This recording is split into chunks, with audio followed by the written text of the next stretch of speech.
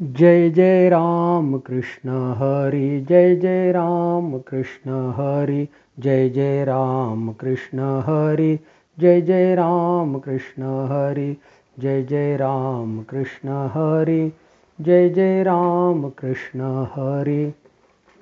आज भारतीय सौर दिनांक 12 ज्येष्ठ 1946, 2 जून 2024. आज आपल्या शब्द एकादशीचा भाग 14वा. यापूर्वीच्या भागात आपण मोहिनी एकादशीची माहिती घेतली. आज आपण अपरा एकादशीची माहिती घेणार आहोत. अपरा एकादशी आपणा सर्वांना ठाऊक आहेच की एकादशी ही भगवान विष्णूंना समर्पित असते.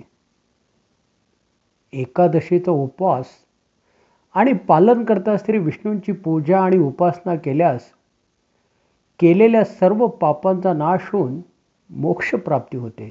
अपरा एकादशी हिंदू धर्मातील अतिशय विशेष एकादशी मानली जाते.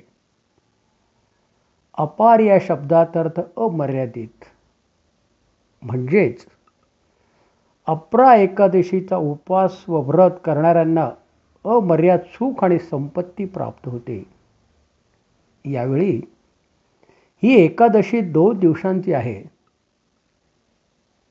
2/6/24ला सकाळी 5:04 एकादशी सुरू होत आहे, तर 3/6/2024ला रात्री उशिराने 2:41 समाप्त होत आहे. या एकादशीला अचला एकादशी हे म्हणतात. तसेच ही एकादशी वैशाख कृष्ण पक्षात येत असल्याने याला वैशाख वदी एकादशीही म्हणतात.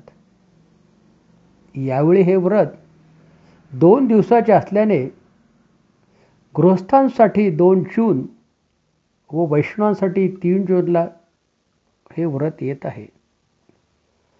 2 जूनला सकाळी 5:23 ते दुपारी 12:12 पूजा करता येते. या दिवशी आयुष्य योगामध्ये भगवान त्रिविक्रमाची पूजा करावी. तर 3/6/24ला व्रत ठेवणाऱ्यांनी सूर्योदयानंतर सौभाग्य योगात भगवान त्रिविक्रमाची पूजा करावी. त्रिविक्रम यांना श्रीहरी विष्णूंचा वामन अवतार म्हणतात. आजच्या दिवशी जे लोक भगवान विष्णू आणि लक्ष्मीची पूजा करतात त्यांना तेजस्वी आणि शुभ परिणाम प्राप्त होतात. अपरा एकादशीचे महत्त्व ब्रह्मपुराणात सांगितलेले आहे. आपल्याकडे ती अपरा एकादशी म्हणून ओळखली जाते. भारतातील विविध भागात मात्र ती अनेक नावाने ओळखली जाते. पंजाब, हरियाणा, जम्मू आणि काश्मीरमध्ये भद्रकाली एकादशी या नावाने ओळखली जाते. ओरिसामध्ये अपरा एकादशीला जलक्रीडा एकादशी अजला म्हणून ओळखली जाते. त्या ठिकाणी हा दिवस भगवान जगन्नाथाला समर्पित आहे. धार्मिक महत्त्व. 1. पापनाश. अपरा एकादशीचे व्रत हे सगळ्या पापांचे नाश करणारे आहे. 2. मोक्षप्राप्ती. या व्रतामुळे मोक्षाची प्राप्ती होते. 3. कष्ट निवारण. या व्रतामुळे संपूर्ण कष्टांचे निराकरण होते व मनोकामना पूर्ण होतात. 4. विष्णुकृपा. या व्रतामुळे विष्णूंची अपार कृपा आपल्याला प्राप्त होते. विशेष योग. 2 जूनला रवियोग आणि सर्वार्थ सिद्धी योग तयार होत आहेत. नवीन कार्याचा शुभारंभ व शुभफळ प्राप्तीसाठी हा खूपच शुभ मानला जातो. 3/6/24ला विष्णू कुंभ योग आणि सर्वार्थ सिद्धियोग होत आहे, जो आध्यात्मिक उन्नती आणि मानसिक शांती प्राप्त करण्यासाठी शुभ मानला जातो. पूजाविधी. सकाळी लवकर उठावे. नित्यकर्मे झाल्यावर स्नान करून स्वच्छ वस्त्र धारण करावे. मनोभावे विष्णूंची पूजा करावी. व्रताचा संकल्प सोडावा. दिवसभर फलाहार घ्यावा. विष्णू चालीसा, विष्णू सहस्त्रनाम याचे पठण करावे. सायंकाळी आरती करून रात्रीचे जागरण करावे. अपरा एकादशीची व्रतकथा वाचावी. पद्मपुराणात या दिवशी पूजा केल्याने आर्थिक अडचणी दूर होतात व त्या व्यक्तीला आर्थिक लाभ पण प्राप्त होतो. या दिवशी दान करणे खूप शुभ मानले जाते. व्रतकथा. या एकादशीच्या 2 व्रतकथा आहेत. 1. प्राचीन काळी एक गृहस्थ धर्मभ्रष्ट झाले होते. त्यांचे वागणे त्याच पद्धतीचे होते आणि त्यांच्या या वर्तनामुळे समाजाने त्याला प्रायश्चित म्हणून गावाबाहेर केले. गावाबाहेर जायला सांगितल्यामुळे तो जवळच्या जंगलात जाऊन राहू लागला. काही काळ असत गेला. त्याच्या वागण्यात काही बदल झाला नाही. अशी बरीच वर्षे गेली. एकदा तो आजारी पडला आणि त्याच अवस्थेत वाट फुटेल तिकडे चालू लागला. कुठे जात होतं हे काही कळत नव्हतं. चालता चालता तो देवल ऋषींच्या आश्रमात पोहोचला.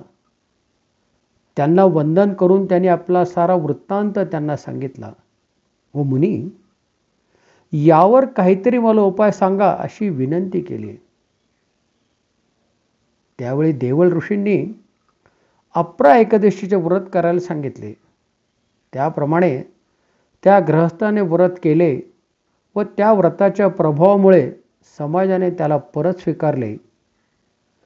पुढील सगळं आयुष्य तो सुखात जगला आणि विष्णू लोकात गेला. 2.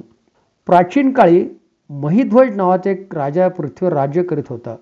अतिशय चारित्र्य संपन्न व लोकांचे कल्याण करणारा असा तो राजा होता. पण या राजाला वज्रध्वज नावाचा अत्यंत दुष्ट प्रवृत्तीचा भाऊ होता. तो राजाचा खूप हेवा करायचा.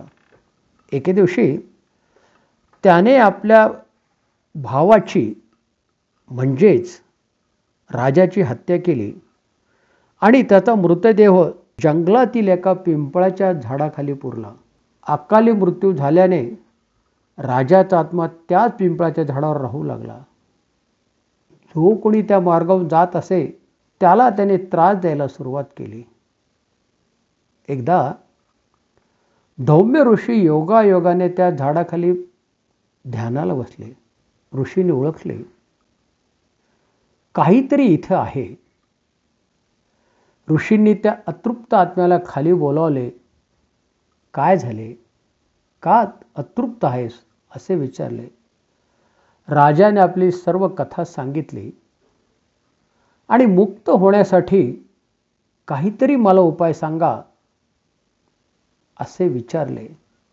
पण त्यांना काही न सांगता धौम्य ऋषींनी स्वतःच अपरा एकादशीचे व्रत पूर्ण केले आणि त्या व्रताचे सर्व पुण्य राजाला दिले. त्या पुण्यामुळे राजाला मुक्ती मिळाली. आज आपण इथेच थांबणार आहोत. परत भेटूया 18 जून 2024 निर्जला एकादशीच्या निमित्ताने. विठ्ठल विठ्ठल जय हरी विठ्ठल, विठ्ठल विठ्ठल जय हरी विठ्ठल, विठ्ठल विठ्ठल जय हरी विठ्ठल, विठ्ठल विठ्ठल जय हरी विठ्ठल, विठ्ठल विठ्ठल जय हरी विठ्ठल.